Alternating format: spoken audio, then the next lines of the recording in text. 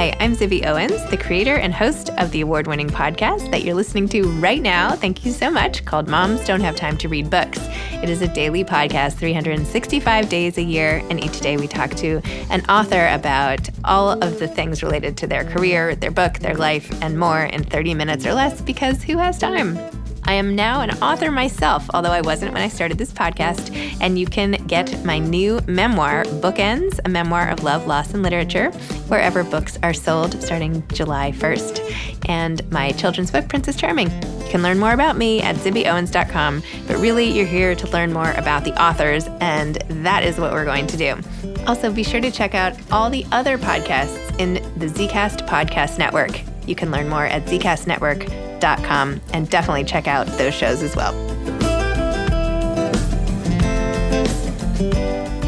Matthew Quick is the author of We Are the Light, a novel. Matthew is the New York Times bestselling author of the Silver Linings Playbook, which was made into an Oscar-winning film, The Good Luck of Right Now, Love May Fail, The Reason You're Alive, and 4 young adult novels. His work has been translated into more than 30 languages, received a PEN/Hemingway Award honorable mention, and was a Los Angeles Times Book Prize finalist, a New York Times Book Review Editor's Choice, and more.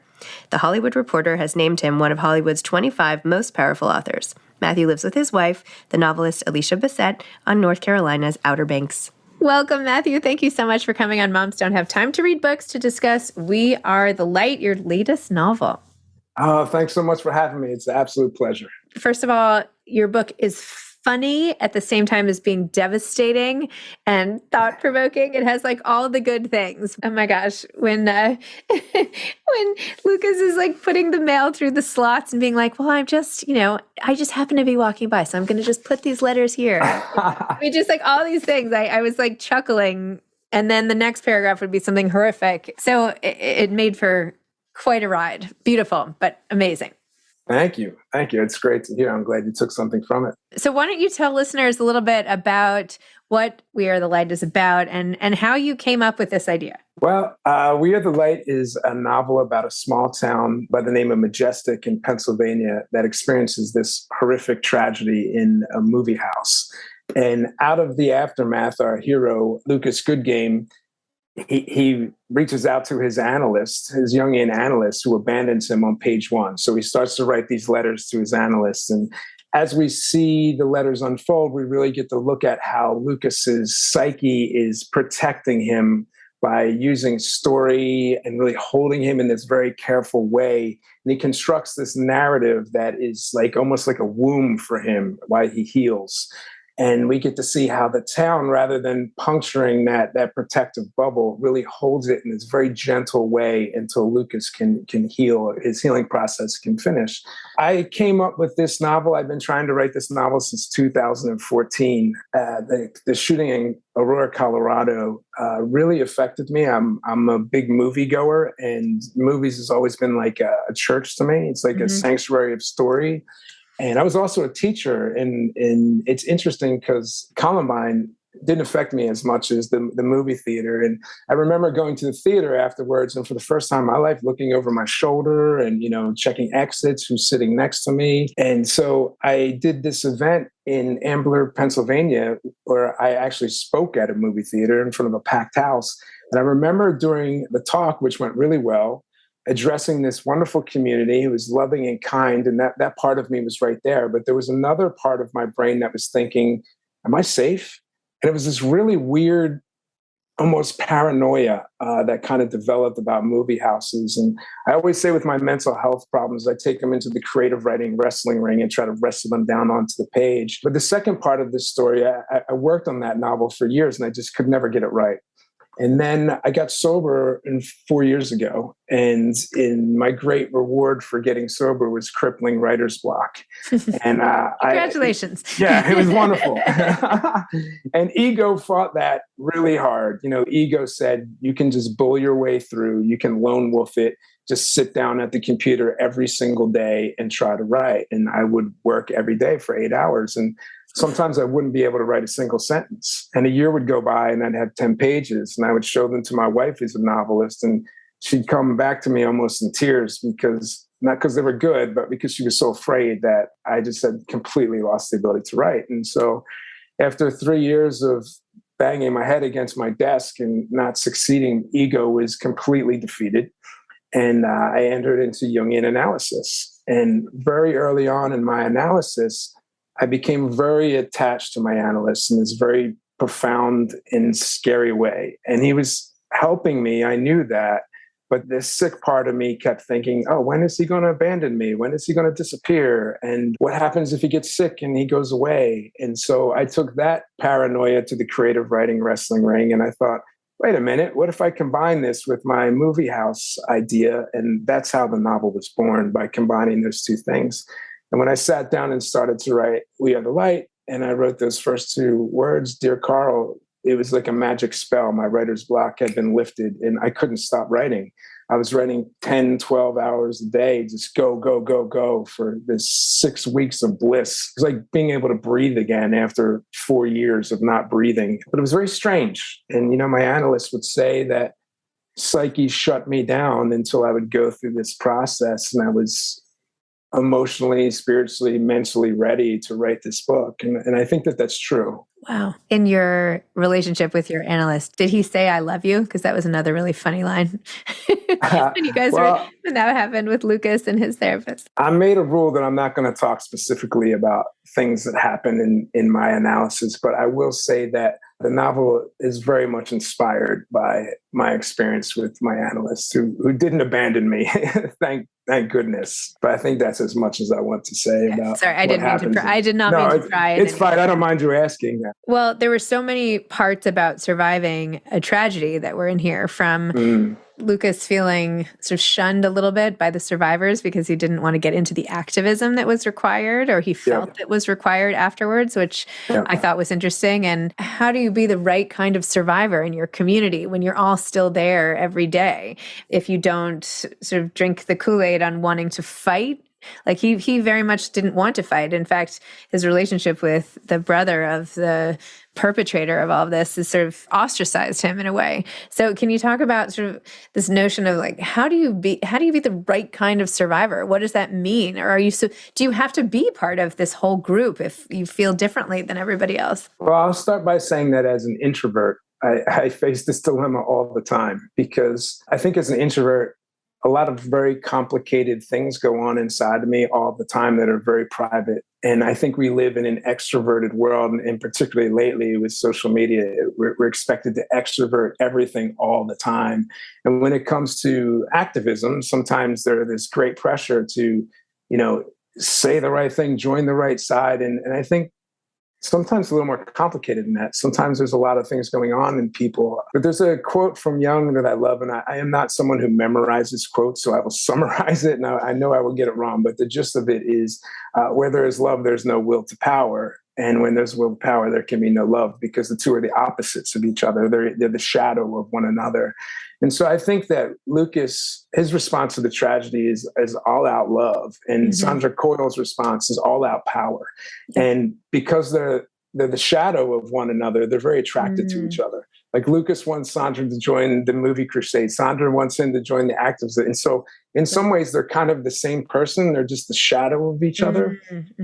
And so while I was writing, of course, I was inhabiting Lucas's mind. So I was kind of on Team Lucas. But as someone who steps out of the novel, not a writer anymore, just observing, I'm very sympathetic to both. I completely understand why Sandra feels the way that she does. But I also feel, again, as an introvert, we live in a time where it's very prescriptive. And we say everyone has to act this way. Everyone has to have the same response to a tragedy. Everyone has to have the same political opinion. And I think that is dangerous, because we relegate the opposite side to shadow, or we other the opposite side. And so I really wanted to write a novel where the response to this problem, or my character's response, was this radical love and this radical inclusion, which feels in some ways transgressive in the current climate. Yes. But I think that there's a hunger for that. And as I raise this to consciousness through the novel, I see people responding in ways that let me know that there are a lot of people out there that are hungry for an inclusive kind of love, particularly men, I would say. There's a lot of men out there that are hurting, that are looking for a way to find the ability to be loved and to love other people. That's beautiful. It's really important that you say that. So that's great. Thank you. Lucas's love transcends this world, actually, and goes to his recently deceased wife, Darcy, right? Darcy. Yep, Darcy. Yes. Once, like you said one time, Darce. Sometimes I drop the last syllable or something. You said something. Anyway, but he's really convinced that he is with an angel, and that there are feathers that he collects and puts in a baggie that he says this is proof that she is here. And, he feels bad for other people who don't see that and feels like he would be cheating on his wife if, for the nights that other things start to happen. Talk about that. And what are your, if you feel comfortable, like your views on what happens after death, or what you were trying to show by what this relationship was that he continued having with his wife after she passed away? Well, I'll start by saying what happens after death is probably above my pay grade. I'm not going to make any proclamations about that. Looking for new data. But I think Lucas, as we learn through the novel, has a very complicated relationship with his mother, and he has a very complicated relationship with the feminine. And Darcy comes into his life as a young man and really helps him form a new type of relationship with the feminine that is very healing and beautiful and positive. And she really holds him in this way that is very healing to his masculinity. And so when he very suddenly loses her, he's in crisis. And so he elevates his wife psychologically to the role of the divine feminine. She becomes a goddess to him. Literally, she's an angel. And that archetype is something that he needs in order for his psyche not to fracture. And so, of course, Darcy's best friend, Joe, comes in and starts to help him reorient to the feminine in the I don't want to say the real world, but in the physical world, because Darcy exists in the mental world. But it's this question of these powers that are greater than us. And, Jung was very curious about this, whether we're talking about archetypes or whether we're talking about the numinous, the divine. And so Lucas, and I think most people who go through a horrific tragedy, like these forces that are greater than us descend upon us. And the only way that we can fight back against them is to find something that is of that level. And I know for me, with my early sobriety, it was really tough to fight that, because it was this huge thing until I started thinking through the Jungian analysis about, the archetypes and, the power within me and the connection to psyche and the connection to the self. Then I could start fighting back because I had something that's powerful. Ego can't fight those things.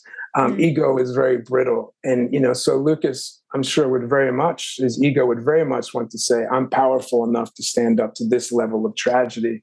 But of course it's not. None of our egos are that strong that can withstand that. So we need something more. And I think that's where love comes in. I think that's where the divine feminine comes in. I think that's where community comes in. I think his relationships with other men, particularly Isaiah, this really positive masculinity with these men who love him unabashedly, who touch him, who hug him, who tell them they love him, who act in ways that are incredibly positive. All of this is really necessary for Lucas to begin to heal. And in many ways, even though I didn't suffer a tragedy of that magnitude ever in my life, getting sober and kind of having my psyche fracture and realizing that I had to reinvent myself and get to know myself again was this really tremendous thing. And I had to rely on the kindness and love of my wife. My closest guy friends really rallied around me and showed up repeatedly every week in very simple ways, having lunch, phone calls. We started a movie club. But those things and those acts of love, that steady showing up every week, really held my psyche together in a way that got me through the writer's block and got me through early sobriety. And the beginning of that felt like I was against, these huge forces that I didn't understand. And so those simple things and those people rallying around me, and then the work I did through Jungian analysis really gave me the tools to kind of fight back against these, what felt like incredibly dark forces at the time. So you've essentially written a thank you note. Yes. Yeah. I think... even in letter form. It's perfect.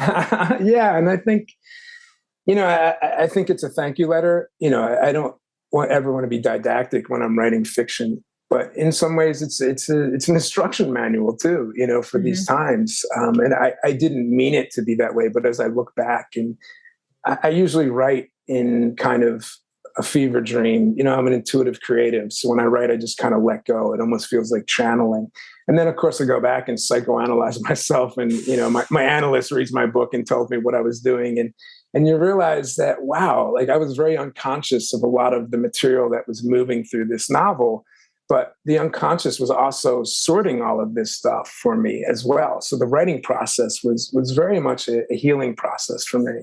I felt that at the time because it felt like this self was aligned with this project. So it was very euphoric, but I didn't really understand what was happening in real time. It's only a couple of years later that I look at it and I can see what psyche was doing, what the unconscious was doing, and how my ego kind of got knocked offline to allow this book to move through me. Wow. So interesting. I feel like maybe your therapist needs to analyze lots of books.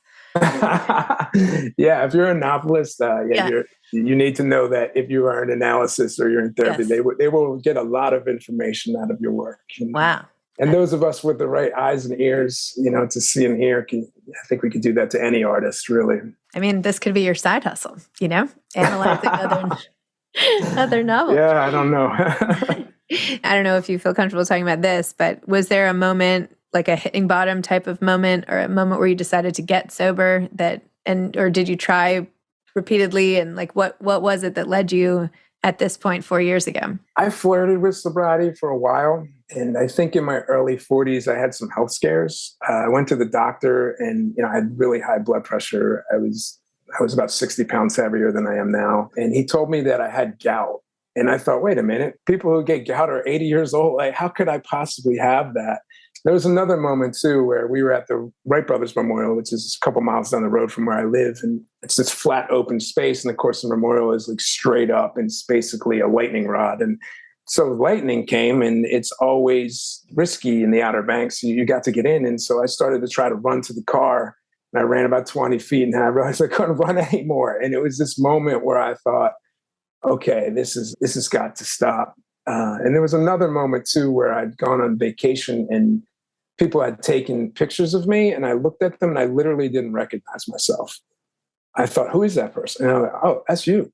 And so it was this moment where I realized how kind of just out of control I had gotten with it. It was never a rock bottom moment where I woke up in a gutter or I got fired from a job. Right? It was more just kind of, I wasn't seeing what was happening because alcohol is something that numbs. And alcohol is kind of like a womb. It numbs you. It puts you in this very passive state.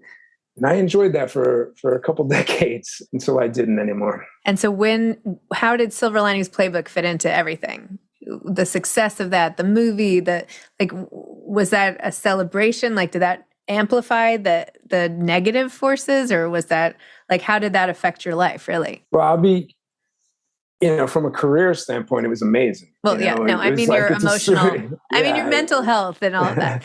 But from a mental health standpoint, it was very disorienting, to go from an unknown writer to talking to Harvey Weinstein on the phone every day and having him sending me places and tell me to write things and do things. So that in and of itself, just dealing with Harvey was a mentally straining situation for all the reasons you might imagine.